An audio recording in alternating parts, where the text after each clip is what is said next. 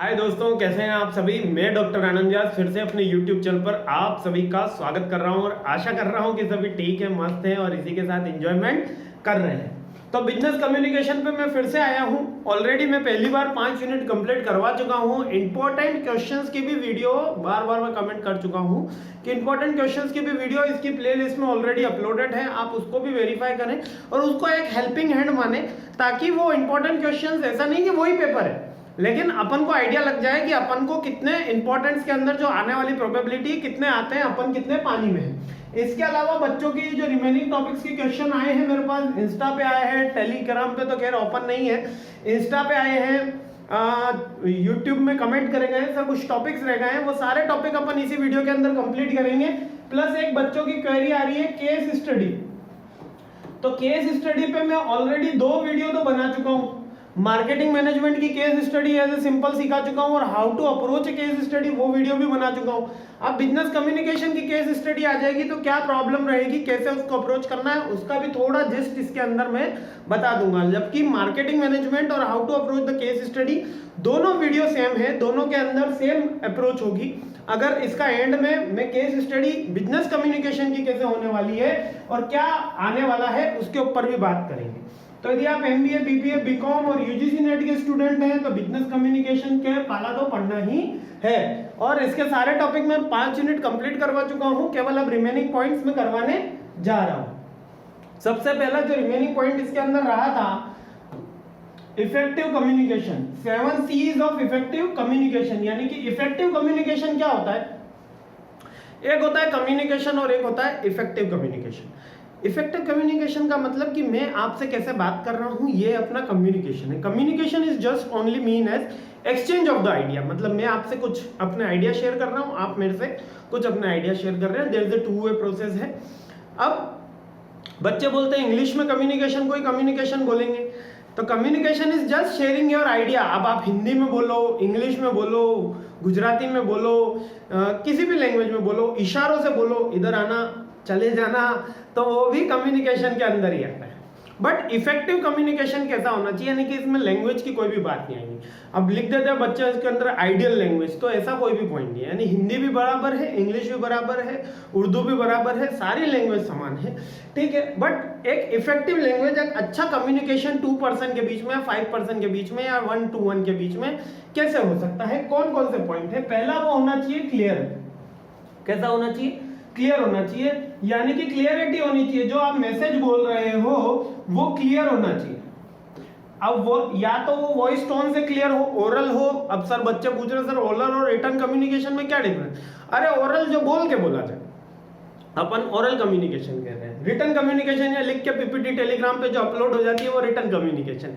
यानी कि आपने किसी को व्हाट्सएप करा, वो रिटन कम्युनिकेशन है, और बोला ओरल कम्युनिकेशन। अब रिटन कम्युनिकेशन को ही नॉन वर्बल बोलते हैं। अब कुछ मेरे को कह रहे हैं कि सर रिटन और अलग होता है, नॉन वर्बल अलग होता है। अरे नॉन वर्बल ही रिटन है, कंफ्यूज मत हो, ठीक है। तो नॉन वर्बल कम्युनिकेशन क्लियर है, वर्बल कम्युनिकेशन क्लियर है।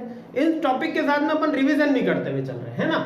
तो क्लियरिटी क्या है, क्लियरिटी का मतलब कि आप जो भी बात बता रहे हो, कम्युनिकेट कर रहे हो, वो बोथ द साइड क्लियर होनी चाहिए। मींस कि कभी आपने सुना होगा फोन पे बात कर रहा है, आवाज कट रहा है, तो कोई कैंची लेके तो बैठा नहीं है कि आवाज कट रहा है, आवाज नहीं आ रही, तो इसका मतलब कि क्लियरिटी नहीं। तो sound properly transfer, sound properly transfer to one person to another person if the communication on the basis of verbal, और the message should be exact और clear. Message should be exact और clear. कभी handwriting का भी इसके अंदर barrier आ जाता है जब हम रिटन कम्युनिकेशन करते हैं, तो बैरियर क्लियर होना चाहिए, दोनों ही पार्टियों को क्लियर होना चाहिए। करेक्टनेस, अब एक तो था correct. Language expert says that the writing art is the difficult, there is no shortcut in being good writer, in learn to correct होना चाहिए। मींस करेक्ट का मतलब कि यहाँ पर एक तो क्लियर होना चाहिए कि आप जो बात कह रहे हो वो स्पष्ट हो। स्पष्ट मतलब कि सीधे सीधे उसको सुना ही है। करेक्ट होना का मतलब ये भी नहीं है कि वो बात सही हो, वो बात गलत भी हो सकती। मतलब किसी को डांटना, किसी को चिल्लाना, किसी से झगड़ा करना, वो भी कम्युनिकेशन का पार्ट है। तो करेक्टनेस का मतलब जो आइडिया ऑफ द थॉट्स आपका है, वही आइडिया ऑफ द थॉट आगे पहुंच रहा है, जो आइडिया ऑफ द थॉट आपका है वही आइडिया ऑफ द थॉट आगे पहुंच रहा है, उसमें किसी भी तरीके की मिस्टेक नहीं हो रही। अब करेक्टनेस में अगर ये वर्बल में तो ये हो गया, रिटर्न में क्या होगा, आपकी हेडराइटिंग नीट एंड क्लीन होनी चाहिए, स्पेलिंग मिस्टेक नहीं होनी चाहिए, ग्रामर की मिस्टेक नहीं होनी चाहिए, ये करेक्टनेस के पॉइंट्स हो गए। तीसरा कंसिस्टेंस। कंसिस्टेंस का मतलब पूरे रामायण लिख के थोड़े से वर्ड्स के अंदर फ्यू वर्ड्स में अपनी बात कहना।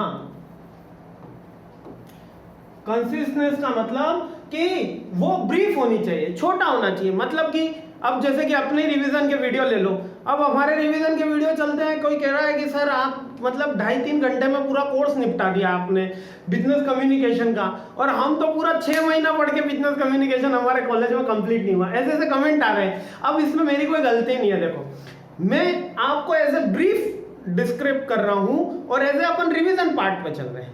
अगर लार्ज पार्ट पे मैं ले जाऊंगा तो एक ही टॉपिक को 3 दिन भी खींचा जा सकता है, बट अभी अपन एग्जाम पॉइंट ऑफ व्यू से पढ़ रहे हैं, ना कि उसको करियर पॉइंट ऑफ व्यू से कि भैया ये मार्कशीट में नंबर आने चाहिए। मेन मुद्दा ये है, जब मैं प्लेसमेंट के लिए बैठूं तो मार्कशीट में 80% दिखना चाहिए। समझ में आया? तो मेरी जो अप्रोच है वो बहुत रियलिस्टिक रहती है कि बच्चा एमबीए का कोर्स कर रहा है तो फर्स्ट मोटो तो उसका प्लेसमेंट है, प्लेसमेंट से पहले मोटो उसका रिजल्ट रहेगा, क्योंकि रिजल्ट ऑटोमेटिक चेक होगा। बैक आ गई, आप भले बहुत ज्ञानी हो भैया, मार्क जुकरबर्ग हो, स्टीव जॉब्स हो, सब हो, लेकिन प्लेसमेंट तो आपको लेना है। भले खुद का करना है, स्टार्टअप करना अच्छी बात है, मैं कहता हूँ बहुत अच्छी बात है। आपको खुद का भी कुछ करना चाहिए, आपको जीवन में आगे बढ़ना चाहिए, खुद का बॉस बनना चाहिए। लेकिन जिस कोर्स के लिए आपने उस कॉलेज या यूनिवर्सिटी में एडमिशन लिया है, उस कोर्स का तो औचित्य इसी से निकलेगा ना कि कितने परसेंटेज आए। बहुत सी कंपनी तो प्लेसमेंट में डायरेक्ट मना कर देती है कि बैक वाले नहीं चाहिए, फिर कहाँ जाएंगे वो कह देती है कि 70% से बिलो नहीं चाहिए। टीसीएस कह देता है थ्रू आउट 3rd डिवीजन। अरे टीसीएस करके कंपनी, क्या उसको पता नहीं कि बिना 60 डिवीजन के 60% के भी बिल गेट्स ड्रॉप आउट होते हुए दुनिया की सबसे बड़ी कंपनी खोल दी। बातें करना बहुत अच्छा, सुनने में बहुत सुकून लगता है कान में, लेकिन मेन एम तो हमारा पहला एम तो नंबर लाना होना चाहिए। तो उस नंबर के पीछे जब दुनिया भाग रही तो हम भाग के कोई गलत नहीं कर रहे। इसीलिए मैं हमेशा कंसिस्टेंस यानी कि ब्रीफली आपको बड़े टॉपिक एक्सप्लेन करने की कोशिश करता हूं। समझ में आते हैं, नहीं आते, क्या आते हैं तो थोड़ा कमेंट करके मुझे बताना कि सर समझ में आते हैं। तो कंसिस्टेंस का मतलब आपको किसी भी बड़े टॉपिक को, किसी भी बड़ी बात को छोटे शब्दों के अंदर सारांश में देना, ताकि टाइम मैनेजमेंट किया जा सके। यही टाइम मैनेजमेंट अपन अपने रिवीजन के वीडियो में कर रहे हैं। यही मेरी स्ट्रेंथ है कि अपन छोटे से छोटे। अब कर्टसी का मतलब पोलाइटनेस है यहाँ पर। इसका मतलब क्या है? पोलाइट। या आपको बोलते समय आपकी भाषा कैसी होनी चाहिए? हम्बल होनी चाहिए। मतलब जब भी आप ओरल और रिटर्न करो, यदि इफेक्टिव कम्युनिकेशन करना है तो आपको किसी को पोलाइट लेके अपनी बात समझानी चाहिए। यदि आपको आपके दोस्त को भी समझाना है, दुश्मन को भी समझाना है, टीचर को भी समझाना है, अपने जूनियर को समझाना है, अपने भाई को समझाना, अपनी बहन को समझाना है, तो दोस्तों पोलाइट रहोगे तो वो आपकी बात ज्यादा एब्जॉर्व करेगा। अगर चिल्ला के समझाओगे, क्यों ज्यादा समझ रहा है, तो वो आपकी बात ज्यादा एब्जॉर्व नहीं करेगा। तो कर्टसी होनी चाहिए, यानी कि पोलाइट होना चाहिए, ठीक है। और अगर ये नहीं दिख रहा है, अगर बच्चे कह रहे हैं तो थोड़ी देर में इसकी पीपीटी टेलीग्राम ग्रुप पे आ रही है। बस ये वीडियो कंप्लीट हुआ, इसके बाद अपन बिजनेस स्टैटिस्टिक्स का भी रिवीजन कर रहे हैं। आज ही करने की पूरी कोशिश है ना। चिंता मत करो, आपके लिए बिल्कुल मैं जुझारूपन से लगा हुआ हूं। अगला कॉन्क्रीटनेस। कॉन्क्रीटनेस का मतलब कि फिर से कि जो बातें हो वो कॉन्क्रीट हो। कॉन्क्रीट का मतलब यहाँ पर अपना सीमेंट वाला कॉन्क्रीट नहीं है, यहाँ पर कॉन्क्रीट का मतलब बातें कैसी हो? ऑथेंटिक हो, इधर उधर की वेग बातें नहीं करी जाए। एक टीचर क्लास में गया, उद्दंड टीचर था, उद्दंड टीचर था और उद्दंड स्टूडेंट थे। वो क्लास में गया और जाके उसने पूरा 1 घंटा टाइम पास कर लिया, उसने एक वर्ड भी नहीं पढ़ाया और वो क्लास पूरी 1 घंटा निकाल कर आ गया। तो कॉन्क्रीट आपने कुछ भी अचीव नहीं किया। यानी क्लास भले 15-20 मिनट की हो, लेकिन वो ऐसी इफेक्टिव होनी चाहिए कि आपके जीवन में कुछ उसका एड ऑन हो जाए, आप कुछ उसमें इंक्रीमेंट कर पाओ, उसको प्रैक्टिकली इंप्लीमेंट कर पाओ। ये थ्योरी तब तक ही काम की, एक तो मार्क्स लाने के, और दूसरी थ्योरी होती है थ्योरी इनटू द प्रैक्टिस। जब तक आप ये 7 C's पढ़ के खुद कंप्लीट नहीं हो जाते, कॉन्क्रीट बातें नहीं करने लग जाते, कंसिस यानी ब्रीफली बातें, अपनी बातें पूरी 1 घंटे की रामायण 5 मिनट में अगर ना कर पाओ तो क्या मतलब। किसी ने कहा है कि यदि बहुत अच्छा सब्जेक्ट आता है आपको, अगर आसान भाषा में ना समझा पाओ तो कोई मतलब की बात नहीं है। बट वो आसान भाषा ऐसी होनी चाहिए कि कॉन्क्रीट, मतलब कि आपको इफेक्टिव वर्ड्स का यूज पहले करना है। आगे बढ़ते हैं, कंसिडरेशन। अब कंसिडरेशन का हिंदी में तो मतलब होता है प्रतिफल, पर यहाँ पर कंसिडरेशन का मतलब प्रतिफल से नहीं है, यहाँ पर शाब्दिक मतलब अलग आ जाता है। कंसिडरेशन का मतलब कि आपको रियलाइज करना है कि यदि आप उसकी जगह होते तो आपको क्या प्रॉब्लम आ रही होती। जैसे मैं रियलाइज करता हूं कि कोई मेरा, अगर मैं स्टूडेंट होता तो मेरे को, जब मैंने एमबीए किया था तो मेरे को कौन कौन सी प्रॉब्लम फेस आई थी, तब मेरे को कैसे टीचर्स चाहिए थे, तब मेरे को कैसा कम्युनिकेशन चाहिए था, एंड में रिवीजन का, तभी तो मेरे पास ये आइडिया आया कि 5 यूनिट बनाते हैं और 5 के अंदर सिलेबस करवा देते हैं। तो ये आइडिया अच्छा लग रहा है बच्चों को। क्यों अच्छा लग रहा है? एक तो हम रिवीजन करने के लिए, इंटेंस जब रिवीजन होता है एंड में, तो सारे टॉपिक ऊपर नीचे हो जाता है, थोड़ा घबरा जाते हैं, थोड़ा पैनिक हो जाते हैं। ऐसा होने की जरूरत नहीं है, हर एक पॉइंट को मैं आसान से आसान लैंग्वेज में। तो कंसिडरेशन का मतलब रिसीवर की जगह रह के जब आप अपना मैसेज डिलीवर करते हो, मीन्स कि उसको उससे कुछ प्राप्त भी होना चाहिए। जैसे ये दीवार है, अभी आपके घर में तो दीवार होगी, बाहर देख रहे हो वीडियो तो कोई बात नहीं, दीवार है। अगर मैं इससे कुछ कम्युनिकेट कर रहा हूं, कुछ बोल रहा हूं, तो पागल समझोगे पहले तो, और अगर बोल रहा हूं तो क्या इसको कुछ रिसीव होगा? नहीं होगा। तो रिसीवर इन द माइंड, कि हम उसके माइंड के अंदर, एक टीचर बहुत अच्छा टीचर तब बन सकता है, एक लेक्चरर प्रोफेसर तब अच्छा प्रोफेसर बन सकता है जब उसके लेवल की बातें वो उसकी क्लास के बच्चों को समझा पाए। मेरा ऐसा मानना है। पीएचडी हो गई सर, 2 मास्टर डिग्री है भैया, एमए भी कर लिया, एमबीए भी कर लिया, लेकिन अगर मैं बीकॉम के बच्चे को नहीं समझा पाऊं कि बिजनेस कम्युनिकेशन में कौन से टॉपिक्स हैं, तो मेरी वो डिग्री कोई काम की नहीं। ऐसा मेरा सोचना है। आप जॉब परसेप्शन से लाइवलीहुड के लिए वो चीजें ले सकते हो, लेकिन कंसिडरेशन का मतलब आपका आइडिया क्लियर भी होना चाहिए, कंसिस्टेंस भी होनी चाहिए, ब्रीफ भी होना चाहिए, और उसके रिसीवर को कुछ कंसिडरेशन भी मिलना चाहिए, मीन्स कि वो एब्जॉर्ब कर सके। मान लो कि कोई अब साइंस का प्रोफेसर है, मैथमेटिक्स का प्रोफेसर, मुझे मैथ्स का प्रोफेसर जो लेवल पे आ गए, पीएचडी लेवल पे आ गए, मैं उस लेवल पे नहीं।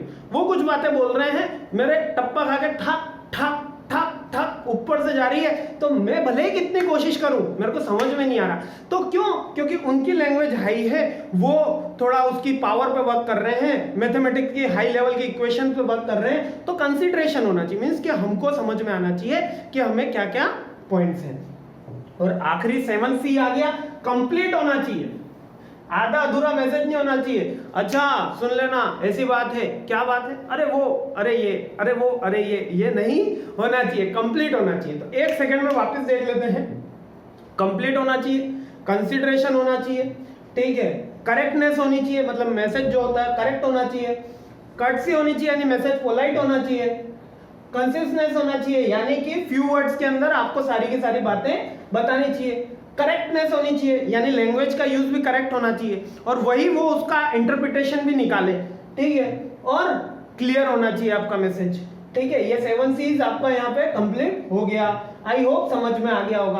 अब अगला बच्चे पूछ रहे थे कि सर ये वर्टिकल और हॉरिजॉन्टल कम्युनिकेशन में क्या डिफरेंस है। देखो, इसको याद करने से पहले हमको हॉरिजॉन्टल वर्ड याद करना होगा। हॉरिजॉन्टल का मतलब होता है क्षितिज यानी कि ये सीधा, वर्टिकल का मतलब होता है लंबा, ठीक है। तो जब हम ऊपर से नीचे की तरफ यानी कि बॉस अपने सुपीरियर को कुछ गाइडेंस देता है, इन ऑर्डर देता है, तो वो कहलाएगा वर्टिकल कम्युनिकेशन। और एक कलीग दूसरे कलीग को आप अपनी क्लासरूम में जो बातें कर रहे हो वो हॉरिजॉन्टल कम्युनिकेशन कहलाएगा। खत्म। क्या बोला मैंने? अपने दोस्तों से की हुई बातें, अपने क्लासरूम में कलीग से की हुई बातें, अपने जूनियर से, अपने इक्वल लेवल में की हुई बातें। आजकल तो जूनियर सीनियर होता नहीं है कॉलेज में, है ना, रैगिंग भी बंद हो गई है, तो बच्चे बड़े ऐसे कहते हैं कि सर रैगिंग कहाँ लें, है ना। तो रैगिंग होनी भी नहीं चाहिए, है ना। कोई बच्चे बहुत सारे सीधे रहते हैं, उनको परेशानी हो जाती है, तो रैगिंग करना तो खैर बुरी बात है ही।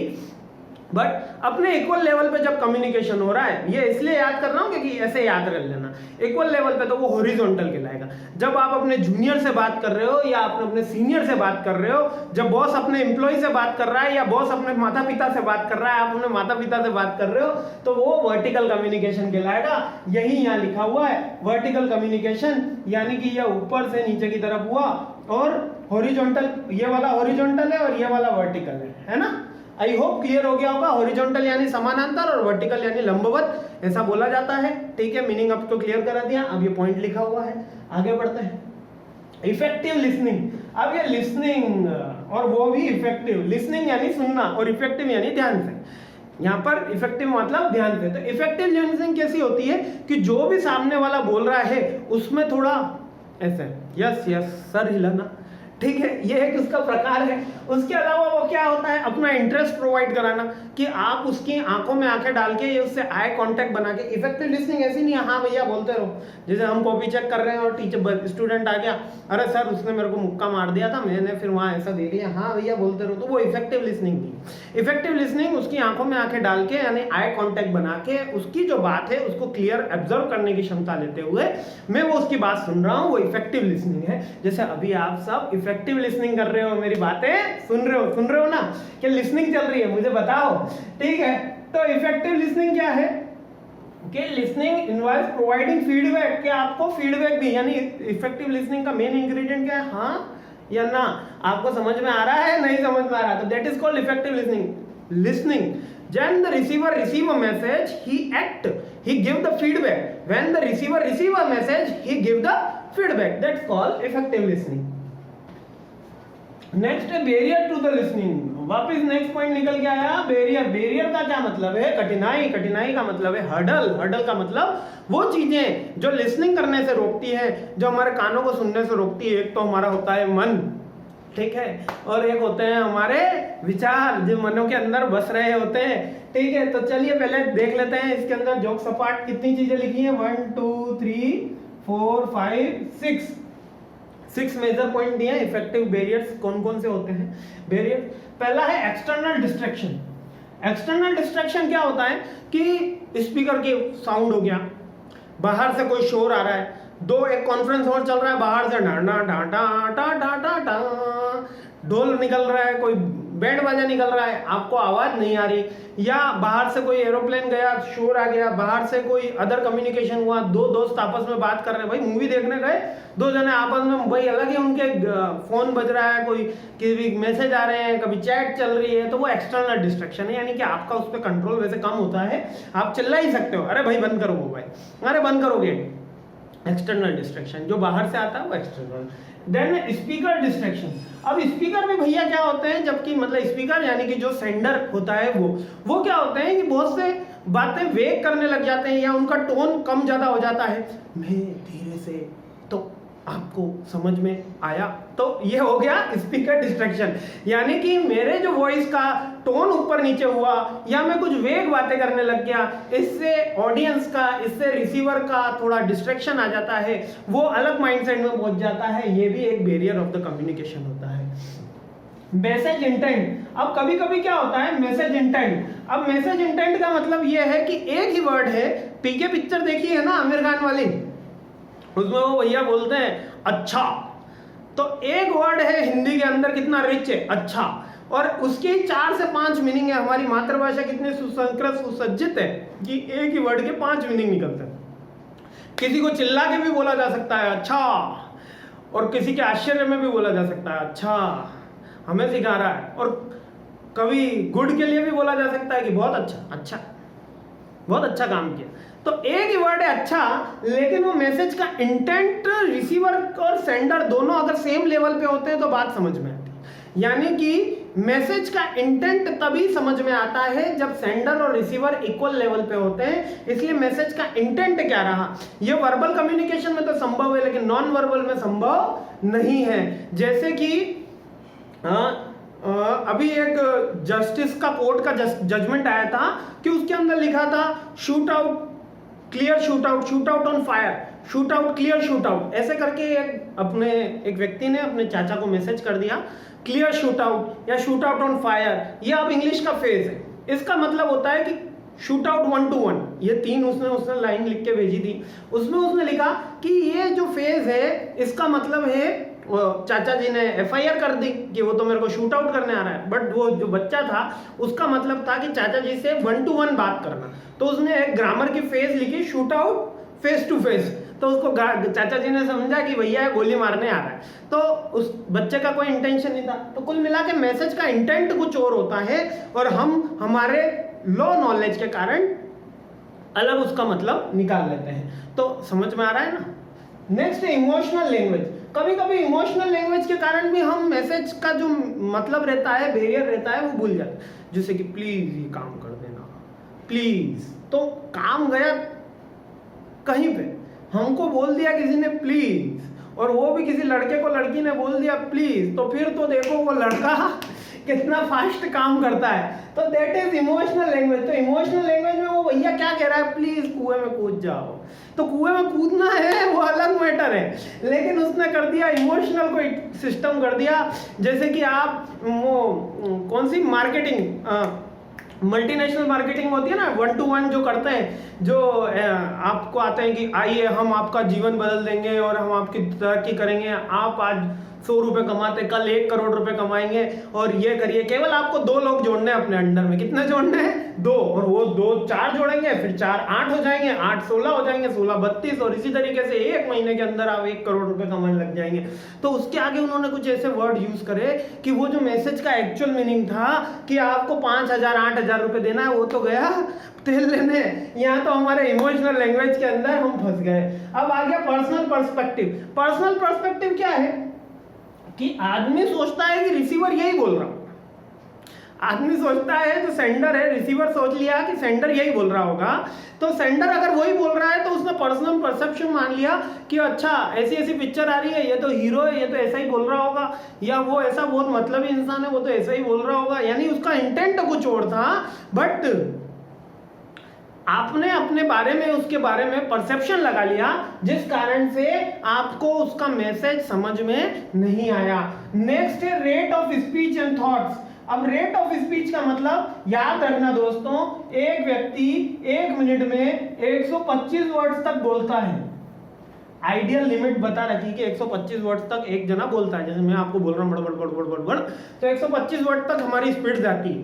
तो अब कैप्चरिंग जो पावर होती है वो 30-40 वर्ड ही होती है। इसलिए हम क्या करते हैं, रेट ऑफ स्पीच जो हो गई या थॉट प्रोसेस हो गया, उसके कारण से वेरिएशन आने लग जाते हैं। तो रेट ऑफ स्पीच हम्बल होनी चाहिए। अब इसी को अगर एसेंशियल कम्युनिकेशन या इसको how to overcome the barriers, तो इसी को कर दो कि एक्सटर्नल डिस्ट्रक्शन नहीं होना चाहिए, स्पीकर हमेशा कॉन्शियस होना चाहिए, क्लियर होना चाहिए, message should B complete and correct, emotional not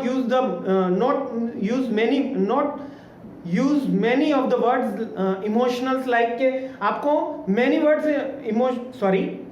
emotional words का ज्यादा उपयोग नहीं करना है। Next personal perspective, receiver does not create any kind of personal perspective about the sender, ठीक है। और rate of speech by the speaker by the centre is humble, polite and in the level of receiver. यानी कि जो छोटे बच्चे होंगे, अगर मैं उनको पढ़ाऊंगा तो मेरी रेट ऑफ स्पीच अलग होनी चाहिए, अ से अनार, ए फॉर एप्पल, लेकिन आपको पढ़ाऊंगा तो रेट ऑफ स्पीच अलग होनी चाहिए। आपको उधर कर दिया, इनको उधर कर दिया, तो दोनों में बात नहीं चलेगी। एक सेल्स लेटर का फॉर्मेट पूछा मेरे से भैया, ये सारे आपके कमेंट्स के ही जवाब है कि सेल्स लेटर का सर फॉर्मेट क्या है। तो कितना इजी है, सबसे पहले आपका नाम लिख देना, स्ट्रीट लिख देना, आपकी कंपनी का एड्रेस लिख देना। अच्छा, बुक के एग्जाम के अंदर कभी भी खुद का नाम ना लिखे, मिस्टर पिंटू जिंदाबाद। उसके बाद रिसिप्ट का नेम, टाइटल, ठीक है, ये उसका नीचे आ गया। फिर डियर, फिर आपका फर्स्ट पैराग्राफ। यहाँ पर अगर आप चाहें तो फर्स्ट पैराग्राफ के अंदर ही सब्जेक्ट लाइन क्लियर करी जाती है। उसके बाद आपका सेकंड की क्वांटिटी कौन सी, क्वालिटी कौन सी मंगवानी है आपको वो, और उसके बाद आपका थैंक्स फॉर लाइन कुछ की we want to hear from you as soon as possible, यार please provide feedback as soon as possible। एक चीज लिख देना, सिंसियरली लिखना हो तो लिख देना, नहीं तो योर कंपनी, और आपका नेम और एनक्लोजर, बस। और डेट यहाँ पर आएगी, याद रखना। सेल्स का फॉर्मेट है और सब इस तरफ से शुरू हो गया है। एप्लीकेशन का फॉर्मेट में इधर की जगह इधर आता है, लेकिन अपन को सेल्स फॉर्मेट में सब इस तरफ से शुरू हो गया है, यानी कि लेफ्ट हैंड साइड से अपन को लिखते हुए चलना है। ये छोटी सी बात का याद रखना, और इसके फॉर्मेट में इतना परेशान होने वाली बात नहीं है। कोई भी सेल लेटर आ जाएगा तो सेल लेटर बनाना है, 200 यूनिट के लिए सेल लेटर प्लेस करिए तो कंपनी का नाम दिया हुआ होगा, खुद का नाम तो पता ही होगा, मिस्टर पिंटू तो याद ही है, डेट भी पता होगी, 2 लाइन लिख देना कि please place the order particular quality and particular place. यहाँ पर मैंने क्या करा, मेरी स्पीच बढ़ा दी, थोड़ा समझने की पावर कम हो गई, ये मैं पहले वरियर में बता रहा था। अब अगला, हाँ अगला थोड़ा इंपॉर्टेंट है। इसमें क्या है, बच्चों ने पूछा कि सर सीवी, बायोडेटा और रिज्यूम में अंतर बताओ। तो बच्चों पहले सुनो, उसके बाद यह चार्ट देखेंगे। जो रिज्यूम होता है वो पहली स्टेज, यानी रिज्यूम क्या है, पहली स्टेज है। सेकंड है सीवी और थर्ड है बायोडेटा। इतनी याद कर लेना तो आगे से ज्यादा काम हो गया। रिज्यूम मतलब छोटा होगा, सीवी और थोड़ा बड़ा होगा, और बायोडेटा उससे ज्यादा बड़ा होगा। रिज्यूम के अंदर सारी शॉर्ट इंफॉर्मेशन लिखी जाती है, सीवी के अंदर थोड़ा बड़ा इंफॉर्मेशन लिखी जाती है, मतलब कि डिटेल इंफॉर्मेशन होती है, और बायोडेटा के अंदर आपकी personal taste, choice, habits, quality भी लिखी जाती है। अगर आपके पास एक्सपीरियंस नहीं है तो डेफिनेटली वो रिज्यूम है, ठीक है। एक्सपीरियंस एड ऑन होने के बाद ही वो सीवी बनता है, यानी करिकुलम वीएट, ठीक है। उस वीएट के अंदर आपकी कौन कौन सी चीज, आपका कहां से क्वालिफिकेशन करा, आपने कौन से प्रोजेक्ट करे, आपने कौन से पेपर राइटिंग करी, आपको मैं मेरा सीवी नहीं भेज सकता, थोड़ा माफी चाहूंगा, उसमें नंबर्स वगैरह है, फिर आप सब मेरे को फोन पे करने लग जाओगे, अभी तो इंस्टा ही काफी है, ठीक है। और बायोडेटा का मींस कि आपकी taste, choice, preference, vegetarian, non vegetarian, smoke करते नहीं करते, सिगरेट पीते हैं कि नहीं पीते, वो सारी चीजें, हाइट कितनी है, वेट कितना है, वो सारी चीजें। शादी के लिए लड़की देखने जाए तो बायोडेटा लगता है, नौकरी पाने जाए एक्सपीरियंस के बाद तो सीवी लगता है, और फ्रेशर भैया हम हैं तो हमारे को रिज्यूमे लगता है, ये याद कर लेना। आइए डिफरेंस देख लेते हैं। बायोडेटा 2 डायमेंशनल होता है, सभी 2 डायमेंशनल होते हैं। ये बायोलॉजिकल डेटा भी होता है बायोडेटा के अंदर, और इसके अंदर बायोलॉजिकल डेटा किसी में भी नहीं होता, केवल बायोडेटा में होता है। रिज्यूम का मतलब होता है समरी, और सीवी का मतलब होता है प्रिटेंडिंग टू द लाइफ, की लाइफ के अंदर आपके गोल्स, ऑब्जेक्टिव सब इसके अंदर आ जाते हैं। तीनों के अंदर पास्ट प्रेजेंट टेंस का यूज होता है। पर्पस क्या होता है बायोडेटा का, शादी भी हो सकती है, इसमें बायोलॉजिकल डेट भी आ सकती है, आपकी रिक्रूटमेंट भी हो सकता है, हाइट, वेट, ईटीसी भी हो सकता है। रिज्यूम के अंदर एनी रिक्रूटमेंट, और सीवी भी any recruitment. Biodata arm forces और वेडिंग के लिए होता है, ये एनी और एनी डोमेन में होता है। लेंथ कितनी होती है बायोडेटा की लेंथ का कोई इसमें लेना देना नहीं है, मोस्टली सिंगल पेज हटा देना।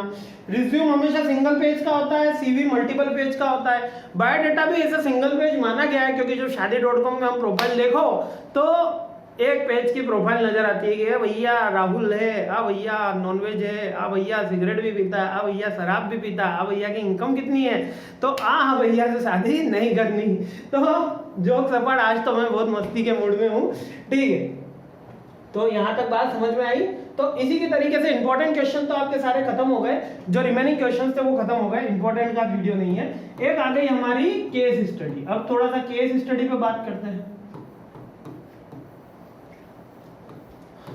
केस स्टडी की याद रखना कि हमेशा जो केस स्टडी आती है कम्युनिकेशन की, इफेक्टिव कम्युनिकेशन स्किल या barriers of communication, in 2 topic पे से आती है। इफेक्टिव कम्युनिकेशन स्किल या बैरियर्स ऑफ द कम्युनिकेशन। अब बैरियर भी बता दिए, इफेक्टिव कम्युनिकेशन स्किल भी बता दी, इन्हीं 2 टॉपिक के ऊपर जिस्ट करके आती है।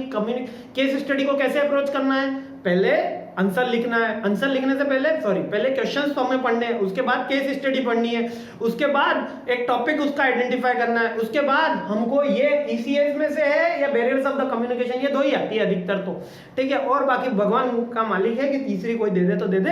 बाकी इफेक्टिव कम्युनिकेशन स्किल्स कौन सी होनी चाहिए, या बैरियर्स ऑफ द कम्युनिकेशन कौन सी होनी चाहिए, या मेथड्स ऑफ कम्युनिकेशन। मेथड कौन कौन से हैं, अरे इलेक्ट्रिक कम्युनिकेशन है, और लेटर है, एप्लीकेशन है। अब एक टॉपिक और रह गया, मेमो इसमें नहीं था क्या, मेमो नहीं आया, मेमो एक टॉपिक और रह गया, बराबर। मेमोरेंडम हमको याद आया अभी इसलिए से। अब मेमो क्या है, मेमोरेंडम का आपने वर्ड दे रखा है, यह है मेमो। जब कंपनी को, लास्ट 1 मिनट का वीडियो है बस, है ना, जब कंपनी को कुछ चीज एग्जैक्ट शॉर्ट में किसी को तुरंत बतानी होती है तो वो लिख देती है मेमो। मेमो का मतलब मेमोरेंडम होता है, 2 पेज या 2 लाइन का होता है, 2 पेज का नहीं होता, 2 लाइन का होता है। शॉर्ट जो आप एसएमएस बोलते हो वो मेमोरेंडम है। शॉर्ट मैसेजिंग सर्विस जो बोलते हो वो मेमो है, कि तुरंत किसी को बताना है, जल्दी बताना है और तुरंत उस पर रिस्पॉन्स चाहिए। जैसे प्रोडक्शन मैनेजर को तुरंत बताना है कि इस प्रोडक्शन में ये पर्टिकुलर रॉ मटेरियल खत्म होने वाला है, तो तुरंत वो मेमो लिख के भेज देता है। वो ऐसा नहीं कि टाइप करेगा, भैया लेटर देगा, फिर वो 2 दिन बाद आएगा, नहीं, अभी के अभी वो स्लिप लिख के भेज दी। स्लिप लिख के तुरंत भेजोगे, इसके ऊपर 50 रुपए का फाइन लगाया जाए, भाई साहब जो है वो लेट आए हैं, तो that is called memo. I hope आपको क्लियर हो गया। यानी कि शॉर्ट के अंदर अगर कोई मैसेज पास करना होता है तो कंपनीज में मेमो का यूज होता है। सारे टॉपिक मैंने कवर अप कर लिए हैं and best of luck for your exam. और इंपॉर्टेंट क्वेश्चन मैंने ऑलरेडी अपलोड कर दिए हैं। धन्यवाद।